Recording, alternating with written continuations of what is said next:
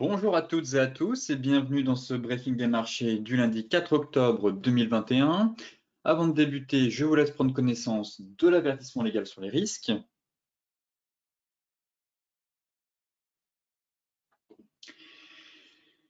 Et donc ce matin, nous avons des investisseurs toujours soucieux, nerveux même, face aux géants, face aux inquiétudes du géant de l'immobilier Evergrande. Même si en fin de semaine dernière, Wall Street a quand même terminé en nette hausse, soutenu par des achats à bon compte et aussi l'annonce de premiers résultats positifs d'un traitement du Covid-19 développé par le géant pharmaceutique Merck. Alors, sur le front macroéconomique, où nous avons eu les chiffres des revenus et des dépenses des ménages publiés avant l'ouverture qui a montré une consommation meilleure qu'attendue en août, mais les statistiques de juillet ont été revues en baisse. Et l'inflation, elle, s'est accélérée conformément au consensus. Et côté valeur, justement, comme je vous le disais, Merck a grimpé de quasiment un peu plus de 8% après avoir déclaré que son traitement expérimental du molnupiravir contre le Covid-19 réduisait d'environ 50% la probabilité d'une hospitalisation ou d'un décès chez les patients présentant un risque élevé de développer la maladie, selon en tout cas les résultats provisoires d'un essai clinique.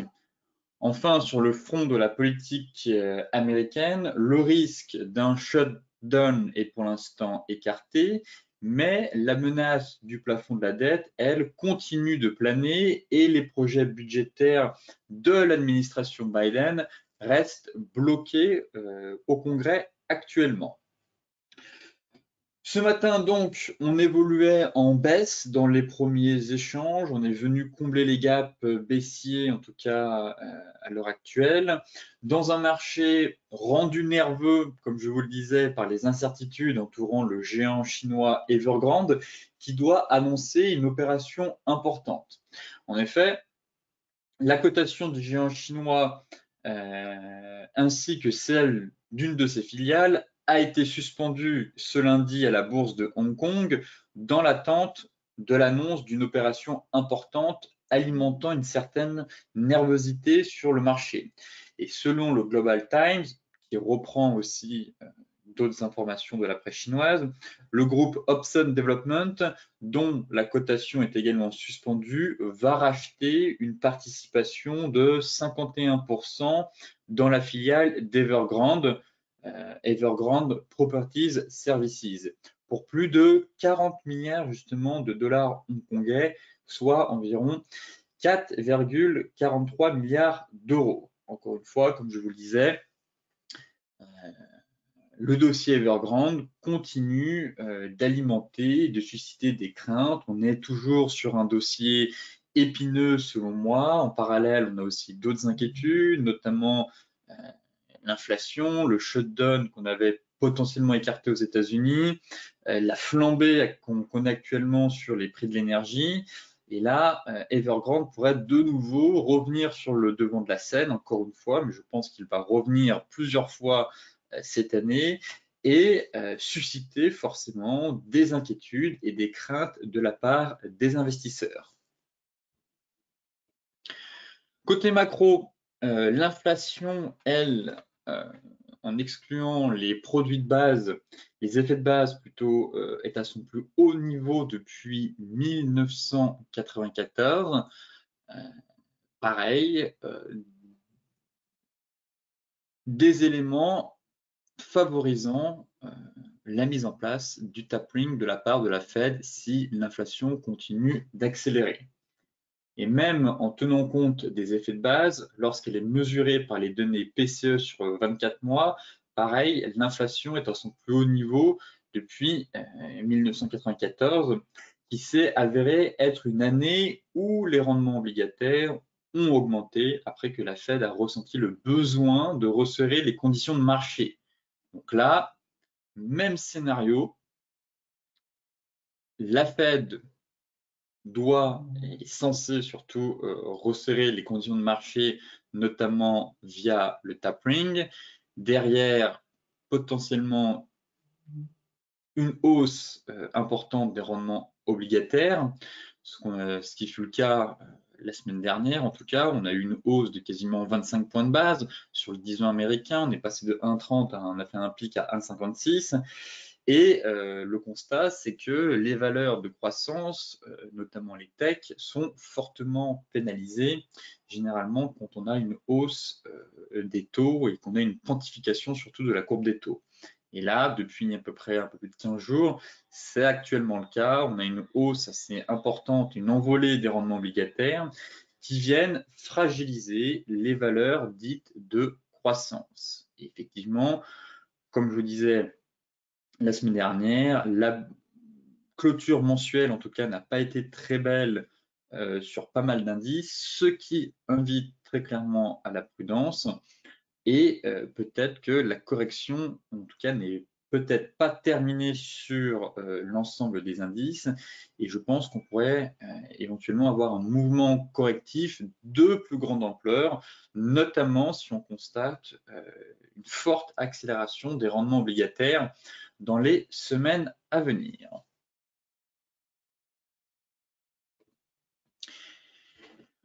Autre élément qui inquiète les marchés, ce sont la flambée des prix de l'énergie. Donc là, vous avez les prix mondiaux de l'énergie, que ce soit du pétrole au gaz, du charbon à l'électricité, et de la Chine à l'Europe en passant par les États-Unis. Donc encore une fois, pour prendre du recul, pour savoir un peu d'où on vient et où on est actuellement, vous voyez très clairement depuis maintenant les début septembre, une accélération parabolique des prix mondiaux de l'énergie. Et ce graphique reflète très bien la crise énergétique, puisque selon BofA Global Research, eh bien, les ménages européens verront leur facture d'énergie augmenter de 15 à 30% en 2021 et 2022. Et les clients industriels connaîtront, eux, des augmentations particulièrement importantes en 2022. Voilà aussi, comme je vous le disais, en parallèle de l'inflation, vu qu'on estime que l'inflation pourrait notamment perdurer, notamment si le prix de l'énergie continue de croître au fur et à mesure des semaines et des mois. Donc là, très clairement, on est sur des sujets, des dossiers un peu sensibles, pas mal d'inquiétudes sur les marchés actuellement, de la nervosité, comme je vous le disais, d'une part sur l'inflation, les prix mondiaux de l'énergie, le dossier Evergrande et potentiellement le décalage du shutdown aux États-Unis. Très clairement, on entre dans une phase où on a un beau cocktail, je trouve, qui pourrait faire réagir les marchés et provoquer, comme je vous le disais, selon moi, une correction de plus grande ampleur et pas seulement 3-4% comme c'est le cas actuellement, mais peut-être une correction, un mouvement correctif de 5 à 10%. Effectivement, on fera le point dans la partie graphique, mais je remarquais que soit on avait des figures de retournement qui avaient été validées, notamment une ETE sur le S&P 500, sur le Nasdaq, et surtout un chandelier mensuel qui nous invite à la prudence, car celui-ci plaide pour un retournement de marché. En tout cas, c'est un chandelier de retournement, sans parler d'un bear market, mais une correction à venir selon l'analyse graphique. Effectivement, l'analyse graphique actuellement et le contexte un peu macroéconomique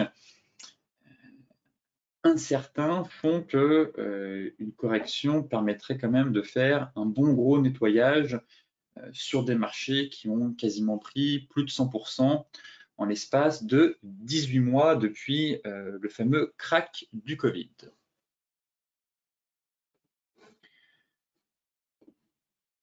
Côté graphique, justement, alors le CAC 40 ce matin est venu combler son gap qu'il avait laissé ouvert à l'ouverture. En clôture hebdomadaire, on a tenu la Kijun, on est passé en dessous, donc on a fait un gap à la baisse, là on est venu combler. Le niveau clé, pour moi, ça reste les 6400 points sur le CAC. Là, actuellement, je ne dirais pas qu'on se trouve à la croisée des chemins, mais pas loin. Ça va être vraiment ce gros niveau qu'il va falloir tenir dans les jours à venir, sous peine d'aller chercher un peu plus loin. 6250 et pourquoi pas derrière en extension venir à moyen long terme chercher la moyenne mobile 50. Donc là, comblement du gap, mais bloqué de nouveau par la Kijun qui s'est légèrement redressée.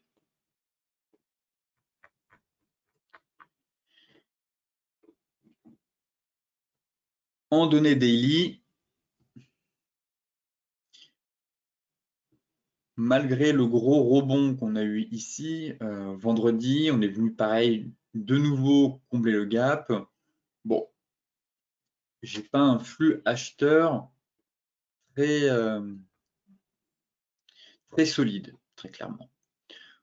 On constate qu'il y a quand même pas mal d'hésitation de la part du marché. Toujours ce fameux range, selon moi, en données 4 heures, juste ici, voilà, qu'on pourrait éventuellement avoir. Le nuage qui commence à se mettre à plat, on est venu 2 fois chercher ce niveau, voilà, 6000 sur excess et 6400, mais vers les clôtures, on est vers les 6420, donc là, très clairement, ça va être le pivot de la semaine. Comme je vous le disais, si on enfonce ce niveau, je viserai les 6310, 6250 et en extension, la moyenne mobile 50. Mais pour l'heure, bon, je reste un peu à l'écart sur le CAC 40. Je n'ai pas de plan, en tout cas, ou d'opportunité à vous proposer à court terme sur l'indice. Je note juste qu'on est dans un range et j'attends un retour sur des niveaux clés. Pour moi, ce serait de nouveau les 6570 pour potentiellement tenter de nouveau une vente. Et à l'inverse, en cas de cassure de ce niveau et de passage de la même 50 et du nuage, au contraire, espérer une rotation complète des prix vers la borne haute. Voilà le plan que j'ai un peu pour cette semaine, même si j'ai le sentiment que la force vendeuse est encore présente. Donc ça risque d'être compliqué pour les acheteurs, d'où l'intérêt plutôt de revenir sur des niveaux de support clés pour tenter d'effectuer des achats à bon compte. Ici, si on casse ce niveau, ça pourrait être risqué. D'une part, on est sur un milieu de range, on n'est pas vraiment sur un niveau clé, mais ça permettrait, en tout cas, d'aller chercher peut-être un peu plus haut. Néanmoins, un retour sur la zone 6420, 6400 400 points, tout simplement, constitue, je pense, une bonne zone sur signal pour tenter une nouvelle fois des achats. En revanche, je suis plus à la recherche effectivement de ventes sur l'indice, notamment quand je vois un peu la bougie mensuelle. Et globalement, on a bien confirmé un avalement baissier. Voilà pourquoi j'ai le sentiment que les marchés commencent à s'essouffler. En parallèle, disons que la macroéconomie ne s'améliore pas non plus. On a des craintes, des incertitudes autour d'Evergrande, de l'inflation, de l'envolée des prix, des prix de l'énergie, d'une hausse des rendements obligataires. Bref, pas mal d'éléments qui pourraient très clairement freiner maintenant l'ascension des marchés, potentiellement marquer une pause et très clairement, je n'exclus pas un repli plus important, maintenant une correction plus profonde. Face à toutes ces craintes et ces incertitudes qu'on a sur les marchés. En tout cas, j'estime qu'on devrait avoir une pause maintenant dans la hausse en attendant d'avoir un peu plus de visibilité, soit évoluer dans un énorme range entre 6004 et 6685. Sinon, si on enfonce le niveau des 6004, je viserai la moyenne mobile 200 ici vers les 6250. Voilà le plan sur le CAC 40. Le DAX, pareil, sensible le DAX. On a tenté d'enfoncer la borne basse du range. Pour l'instant, ça tient avec prise d'appui sur MM 200. Donc là, pour moi, c'est un peu trop tôt pour vendre. J'attendrai vraiment une cassure sous les mèches ici, sous les 15 000 points. Pourquoi pas sur vraiment le mieux serait même d'attendre les 15 000. On clôture effectivement sous la MM200.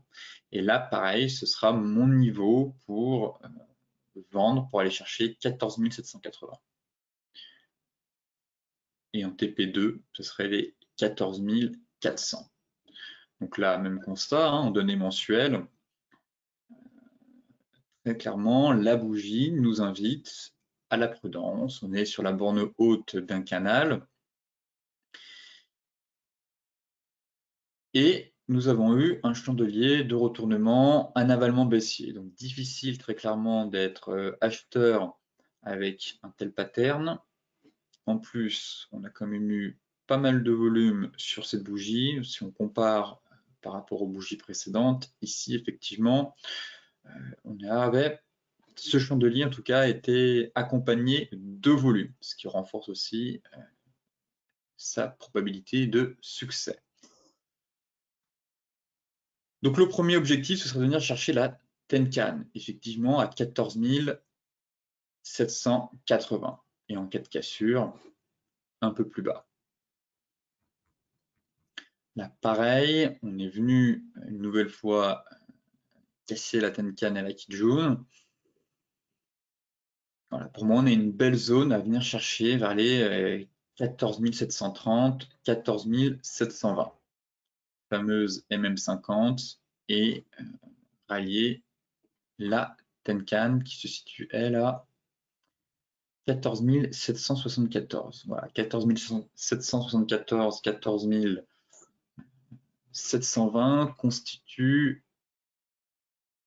690, 688, voilà, c'est une zone à peu près de 100 points.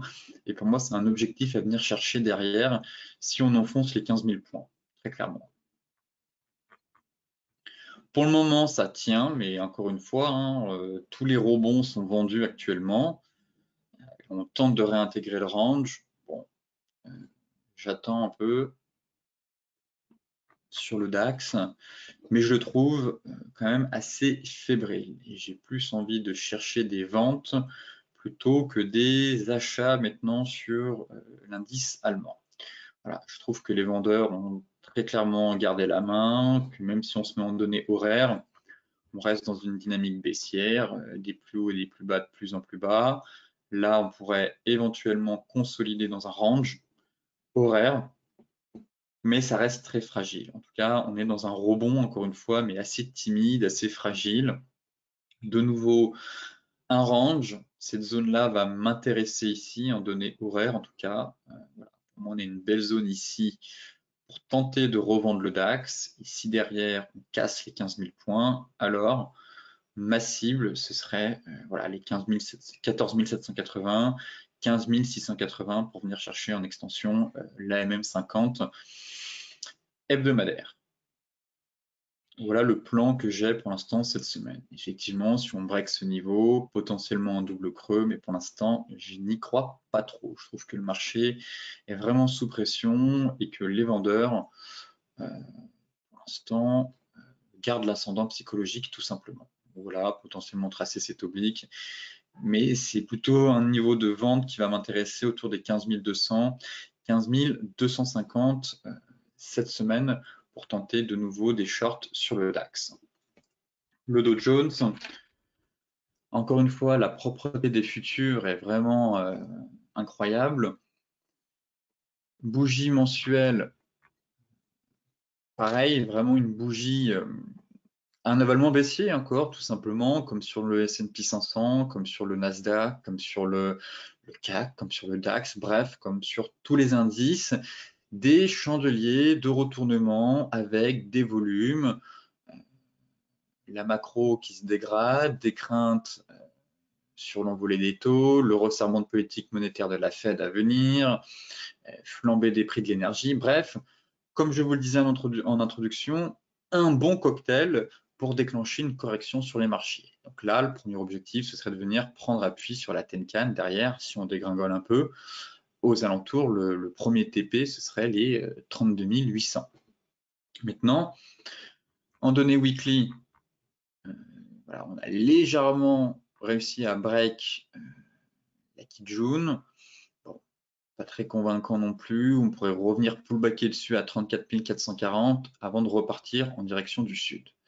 Et là, on a la MM50 hebdo à 32 700 à peu près, elle devrait encore monter. 32 700 et notre Tenkan se situe à 32 800. Voilà, une zone de 100 points. Ici, ça va être une grosse zone, mais ce serait pour moi un premier objectif à aller chercher si on enfonce les niveaux de support en données daily. Effectivement, en données daily, on est venu chercher la borne basse du range. Ici, on est sur un niveau de prix qui ne m'intéresse pas vraiment.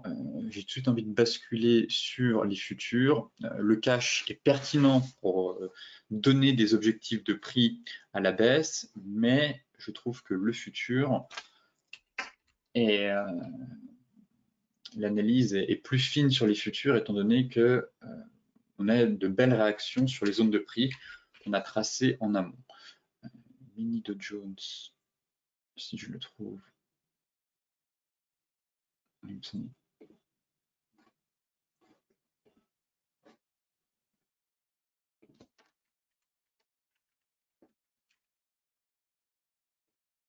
Voilà. Encore une fois, très belle réaction vendredi, je n'étais pas là, mais sur la zone basse, couplée à la MM200, peut-être que certains d'entre vous ont réussi à mettre à profit cette fameuse zone, encore une fois. Effectivement, je vais l'Ishimoku, hop. Mais voilà, il faut travailler les zones, on a vraiment des très belles réactions, je trouve, dans les zones qu'on a tracées en amont, et intervenir uniquement dans ces zones. Là, pareil, on est de nouveau sur une zone intermédiaire. Donc, de nouveau, si on cale, je viserai les 34 430. Et en cas de cassure de cette zone, la fameuse moyenne mobile 50 hebdomadaire couplée à notre Tenkan hebdomadaire qu'on a vu ensemble sur le cash.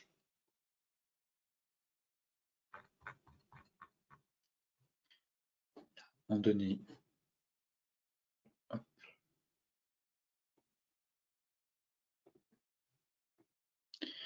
là, effectivement, de nouveau un avalement baissier sur le Dow Jones. Dans cette zone de prix, on a retracé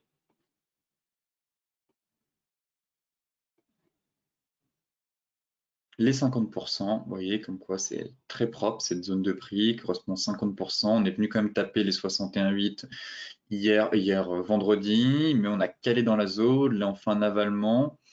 Bref, je suis méfiant en tout cas sur les achats maintenant, sur les indices.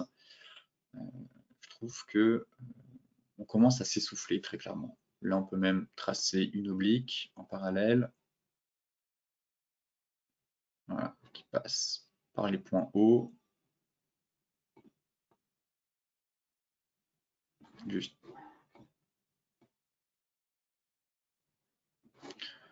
Plus simple. Voilà. Mais même schéma, haussier si on a une clôture H4 au-dessus des 34 200. Sinon, je privilégie plutôt les ventes maintenant sous cette zone pour espérer un retour sur les 34 476. Et en cas de sortie par le bas, j'irai chercher la fameuse Tenkan et MM 50. Voilà le plan que j'ai sur les indices. L'euro-dollar.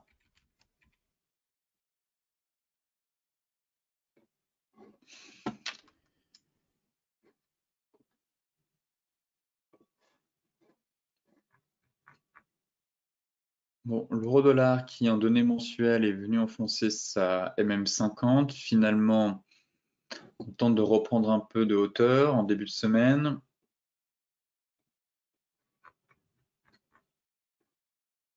Ici, on est venu chercher la MM200, très bien. Je vais supprimer ce canal qui ne sert à rien.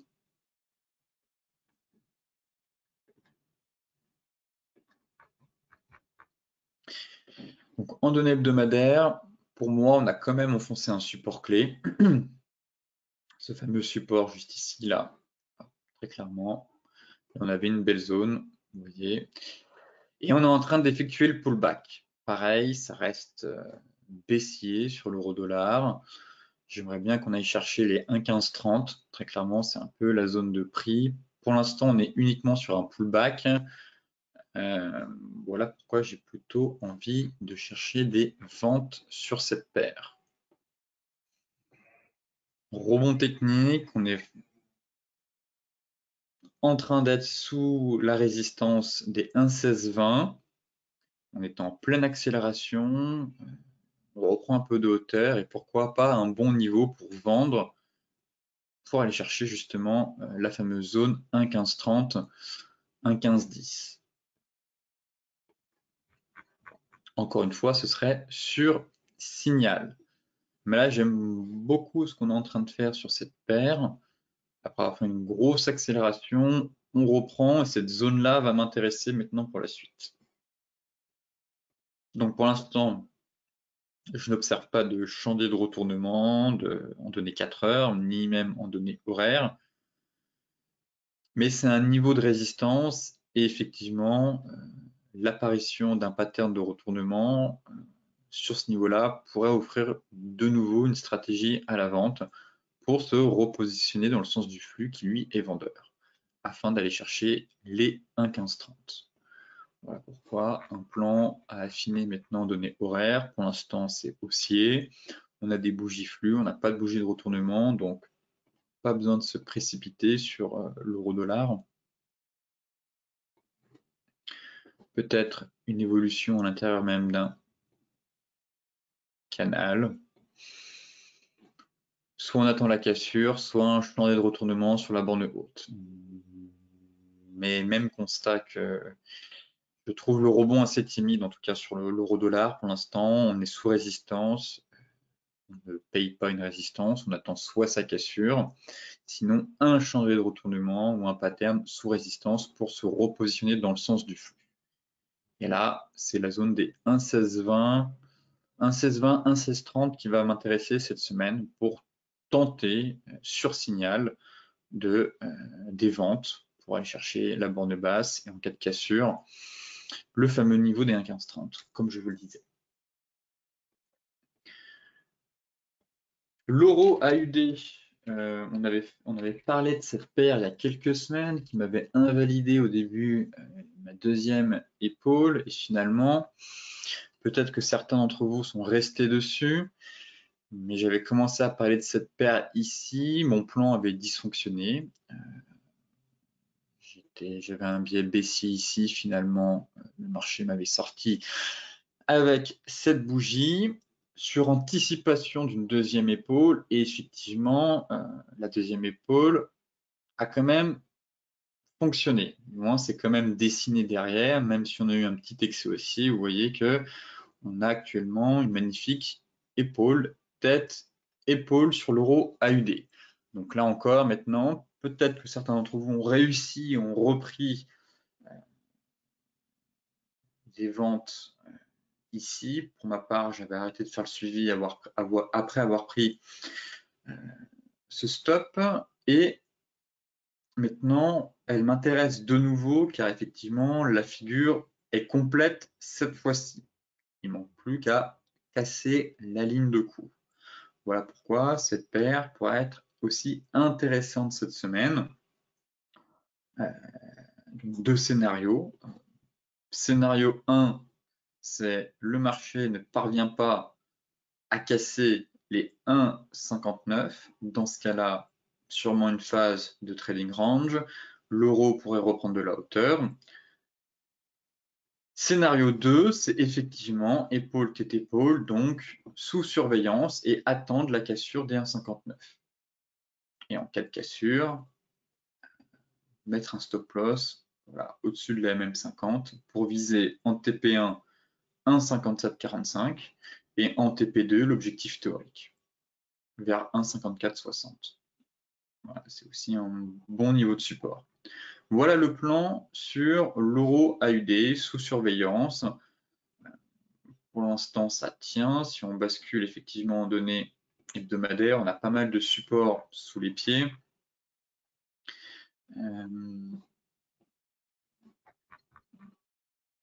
Notamment avec la Kijun, qui fait office de neckline, donc de ligne de cou. Et très clairement, j'attendrai sa cassure pour aller chercher les différents TP qu'on a mis en place. Donc l'objectif intermédiaire, le TP1 avec une mise à BE du stop, puis le TP2, l'objectif théorique de l'épaule TT pour. Et pour moi, voilà, la Kijun ici constitue un bon niveau de support. Si je prends les mèches, et encore, je préfère la couper. Voilà pourquoi j'attends vraiment la cassure sous 1,59. En prenant les mèches, effectivement, on a cette oblique-là. Donc, important d'avoir une bougie flux sous les 1,59 pour mettre en place ce scénario baissier. Voilà, en tout cas, un plan à surveiller qui pourrait se mettre en place cette semaine et dont je ferai le suivi.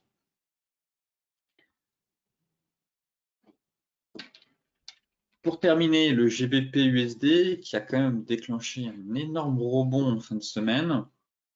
J'avais un objectif final à 1,3350. On est venu taper les 1,3410. Bon, ça reste baissier, hein, toujours, mais effectivement, comparé à l'euro où c'est plutôt timide, le rebond, on voit très clairement que les vendeurs gardent la main. Ici, on a bien rebondi. Après, on a fait une chute quand même de quasiment 300 pips en seulement 2 séances. De ce fait, il est légitime d'avoir un rebond. Par contre, on arrive maintenant sous la fameuse zone qui m'intéresse. Pourquoi pas revendre une nouvelle fois sur signal, la fameuse zone des 1,36. Et ici, le marché a buté une fois, deux fois, trois fois, et quand on a cassé, on a accéléré. Et là, pareil, on revient tester cette fameuse zone de polarité vers 1,36, 1,3620. Pour moi, c'est un gros morceau et ça pourrait être intéressant. C'est aussi les 50% de retracement de la dernière vague de baisse. Si on se met en données 4 heures, gros mouvement baissier où on a lâché quasiment 300 pips. Vous voyez qu'on est pile poil dessus, avec MM50 qui arrive aussi en soutien. Ainsi, c'est un niveau à surveiller, très clairement. Alors oui, si on break ce niveau à la hausse, qu'on repasse au-dessus des 50 de la même, du niveau des 50 de Fibo, de la MM50 et au-dessus du seuil psychologique et de la zone de polarité des 1,36, effectivement, les acheteurs pourraient prolonger ce mouvement pour retourner sur les 1,3680. Mais là, ici, j'estime qu'on est sur une zone chaude, niveau des 50%, et même 50. Mais encore une fois, je n'ai pas de signal vendeur. Là, au contraire, sentiment qu'on consolide dans un range, qu'on est sorti par le haut, mais la zone est assez large. C'est le niveau pour moi des 1,3590, 1,36 et pourquoi pas sur excès 1,3620 qu'il va falloir surveiller sur le GBP pour potentiellement tenter de nouveau des ventes en direction des niveaux de support. Mais pour l'heure, c'est encore trop tôt, mais sous surveillance, comme l'euro AUD, comme l'euro USD, même constat. On a un rebond en ce début de semaine. Reste à savoir s'il s'agit juste d'un rebond au sein d'une tendance baissière ou d'une reprise haussière. Pour cela, j'attends confirmation ou invalidation sur les fameuses zones qu'on vient d'évoquer. Et ici, pour le GBP-USD, c'est la zone des 1,3590, 1,3620. C'est une zone assez large, mais c'est une énorme zone de polarité qu'il va falloir surveiller et affiner sur des unités de temps un peu plus courtes pour savoir si oui ou non il faut entrer en position sur cette paire. Le gold qui finalement a plutôt bien réagi vendredi, même jeudi, durant le moment où j'enregistrais le briefing, on était très clairement en train d'enfoncer les 1725. Ça sentait même l'accélération vers la zone de polarité que j'évoquais avec vous autour des 1680. Mais finalement, on a sauvé le support des 1750. On a eu un bel avalement haussier sur le support intermédiaire des 1725 et de nouveau la zone des 1750 a tenu. Néanmoins, sous pression encore ce matin. Faisons le point justement. Alors, bel avalement haussier, parvient à reconquérir les 1750, qui pour moi était quand même un niveau très important, mais ce matin-là, on repasse sous les 1750. Bon, rien n'est fait, j'attends aussi l'ouverture américaine et la clôture surtout, mais je reste encore à l'écart sur le gold. Je me montre plus prudent maintenant. Le niveau de prix qui va m'intéresser surtout, ça va être les 1680. Ça, celui-là n'a pas changé. Mais à court terme, est-ce qu'on a vraiment un signal haussier pour aller chercher les 1800 ou est-ce que c'est juste un simple rebond? Derrière, on va retomber et puis aller chercher la fameuse zone. Bon. Encore un peu tôt. En données 4 heures, effectivement, qu'on voit la bougie flux qu'on a eue ici, assez impressionnante. Généralement, c'est bon signe, mais j'ai pas envie de retomber dans le scénario qu'on avait eu ici. C'était exactement la même chose. On a eu une monstrueuse bougie 4 heures, et derrière, le flux est retombé. Et là, j'ai le sentiment qu'on est en train de faire la même chose. On avait une belle bougie, je ne sais plus exactement quel événement, on avait eu un événement macro, belle bougie 4 heures, qui repasse au-dessus du fameux support de la zone mensuelle hebdomadaire. Rappelez-vous, la fameuse zone des 1790-1800. Donc là, on avait une belle bougie 4 heures. Derrière, on est retombé. Et ici, c'est la même chose. C'est sur support. On a réussi à réintégrer la fameuse zone des 1750 plutôt 1760. Et finalement, ça s'essouffle. On est en train de retomber. Voilà pourquoi je préfère rester à l'écart, tout simplement sur le gold, pas de plan à proposer. Pour moi, la zone idéale d'achat, bien entendu, ça reste cette zone-là. Mais à court terme, je trouve qu'on manque de visibilité. Et je ne suis pas convaincu à 100% du rebond qu'on a eu en fin de semaine dernière. Voilà. Maintenant, effectivement, si au cours de la semaine, on repasse sous les 1750 et qu'on clôture sous ce niveau, effectivement, j'attendrai encore un peu avant d'effectuer un achat plutôt swing et sur le métal jaune.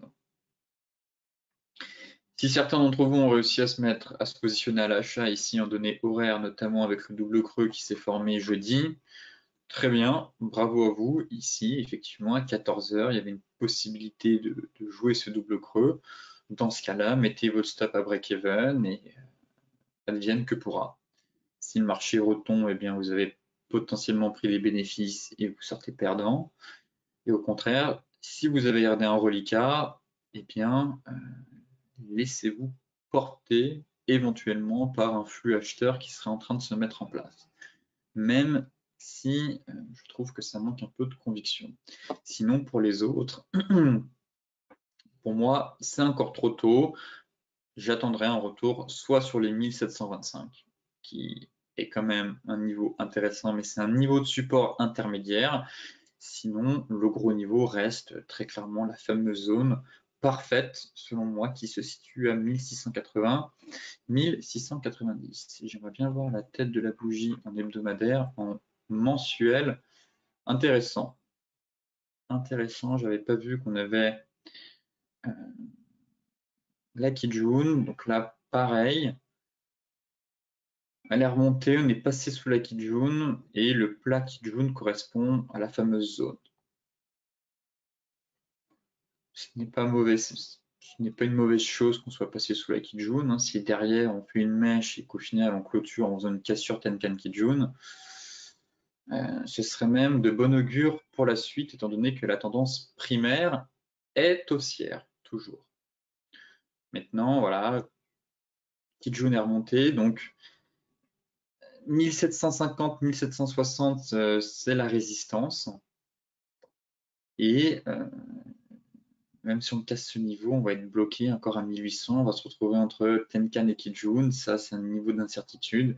Voilà pourquoi je me méfie. Maintenant, Kijun est remonté, donc niveau de résistance juste au-dessus de la tête, compliqué à passer, et là on est en train de repenser les 1750. Bon, j'aimerais un retour sur les 1670, 1680 sur le gold pour proposer une stratégie à l'achat. Le Brent maintenant. La clôture mensuelle est propre.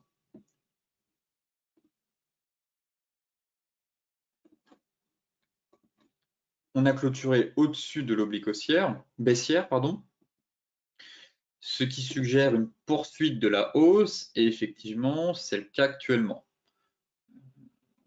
Pour l'instant, je ne passe toujours pas baissier sur le pétrole, c'est haussier. On a repris notre souffle fin de semaine dernière, mais les acheteurs ne lâchent rien.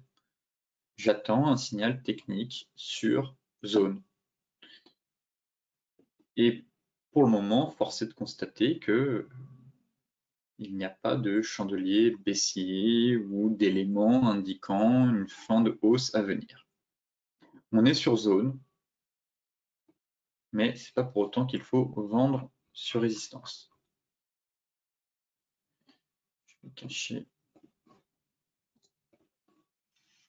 En données 4 heures, c'est d'une propreté cette hausse sur le Brent soutenue par cette oblique. On vient la manger, mais juste en dessous, on a la MM50 qui retient les prix en clôture. Pareil, on vient clôturer MM50 juste en dessous. Et effectivement, en fait, le filtre, pour moi, ça va être l'unité de temps 4 heures. Tant qu'on est soutenu par MM50 et l'oblique, pas d'alerte baissière. On surveille les zones et un signal sur zone. Là, en données 4 heures, pas de chandelier de retournement, et je préférerais aussi un chandelier en daily, étant donné quand même la puissance de cette hausse et la force acheteuse qui est en place maintenant depuis pas mal de temps. Je voudrais un signal daily plutôt qu'en 4 heures. En tout cas, pas de plan à proposer, juste surveiller la zone 79,50-80, et en cas de cassure,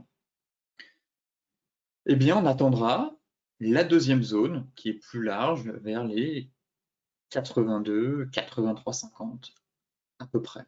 Je vais essayer d'affiner un peu plus cette zone. C'est vrai qu'elle est un peu large, mais j'ai du mal à la réduire. En tout cas. Maintenant, wait and see, j'ai envie de dire, et attendons. Tout simplement, il faut laisser du temps au temps, mais surtout ne pas se précipiter. Et là, actuellement, c'est trop tôt pour moi pour tenter des ventes sur le pétrole. Le filtre, ce sera en données 4 heures. Et pourquoi pas la prise de position, j'ai envie de dire, enfin, le signal, ce sera en données daily, mais le filtre qui nous indiquera que le mouvement s'essouffle, ce sera en données 4 heures avec la cassure de l'oblique et de la moyenne mobile 50 en parallèle. Le light, c'est exactement la même chose. C'est haussier, les niveaux de support tiennent, on a fait de l'excès à chaque fois, mais ça tient en fait finalement.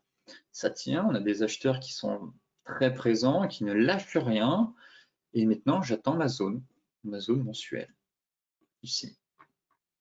J'aimerais qu'on se rapproche le plus près possible de cette zone, qu'on vienne la taper, et ici on pourra enfin mettre en place un scénario baissier. Mais pour l'instant, il y a encore il y a un peu de marge pour moi. On peut monter encore un peu plus haut. Et après, on verra si oui ou non on est dans une phase de trading range, ou au contraire, par contre, si on break cette zone mensuelle, alors là, il faudra encore une fois chercher des achats dans le sens du flux. Maintenant, je ne vise pas non plus un retournement, mais voilà, une correction de marché car on est sur une grosse zone mensuelle. Ça a parfaitement fonctionné ici. Bon, je me méfie, mais tout est possible néanmoins sur signal. Et encore une fois, en données 4 heures ou en données daily, les acheteurs gardent la main. Les crypto-monnaies, il s'est passé beaucoup de choses durant mon absence sur les cryptos, des signaux techniques haussiers, Bitcoin, des signaux techniques haussiers, comme je vous le disais, enfin une sortie de range par le haut. Passons tout de suite en données hebdomadaires.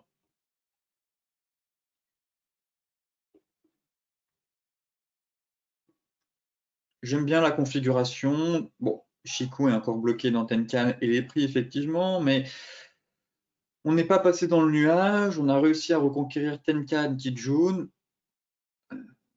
Un pullback ne serait pas à exclure sur les 40.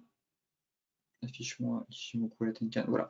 Un pullback ne serait pas à exclure sur 46 860, 42 000 sur excès 270. Effectivement, pour revenir chercher pullbacker suite à la cassure Tenkan, voire Kijun. Mais c'est plutôt de bon augure pour la suite, cette dynamique qu'on a eue. Maintenant, je vous disais de surveiller la cassure du range, tenter des achats sur la borne basse, des ventes sur la borne haute, sinon pour les ordres d'attendre la cassure d'une des deux bornes. Et effectivement, la cassure s'est faite par le haut, où on a eu une très belle accélération. Celles et ceux qui ont réussi à se positionner en bas, bravo à vous. J'espère que vous avez pris quand même des bénéfices, étant donné que l'objectif théorique a été atteint. Maintenant, plutôt neutre. Je vise 50 500 $. Ça, c'était ma cible, étant donné qu'on consolidait dans un biseau. Sorti par le haut, pour moi, l'objectif, c'est 50 500, puis 53 250. Maintenant, en données 4 heures,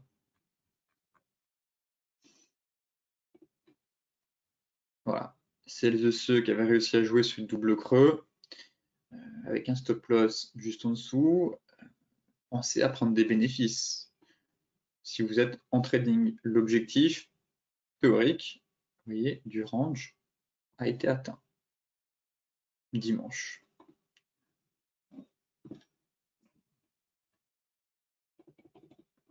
D'où l'intérêt de prendre partiellement ses bénéfices, de remonter son stop, de mettre un stop à break-even, et maintenant de laisser faire le marché et d'espérer qu'il aille chercher l'objectif théorique du biseau, qui lui se situe plus vers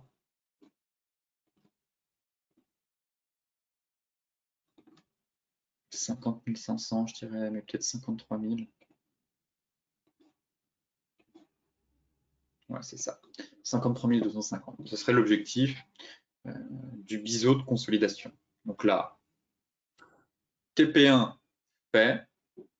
Celles et ceux qui ont réussi à se positionner ici vendredi. Prise de bénéfice partiel, on remonte ses stops. Celles et ceux qui sont ici, vous pouvez même mettre un stop win. TP1 fait. Comme je vous le disais, on peut avoir un petit pullback en direction des 46 800, revenir tester la Tenkan, Kijun et Tenkan sur ce support-là intermédiaire, vous voyez, qui est juste ici. Voilà. Là, on a une petite zone de support intermédiaire, voilà, plutôt comme ça.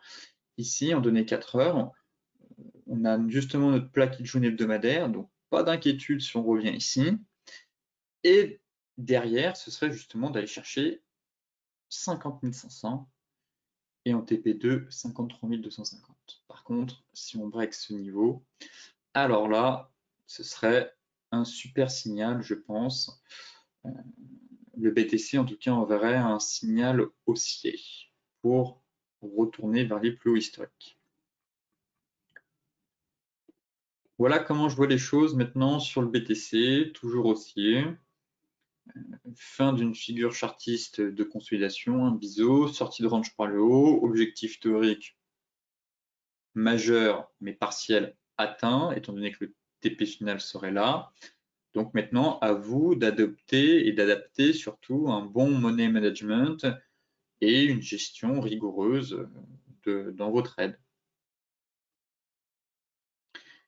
Et les plus expérimentés tenteront peut-être des achats sur ce support ici intermédiaire pour de nouveau espérer une jambe de hausse en direction des 50 500 puis 53 250. Enfin, l'Ethereum, mais c'est exactement la même chose, seulement qu'ici on a eu une sortie par le haut d'un canal baissier de consolidation et pour moi l'objectif est à 3 700 $.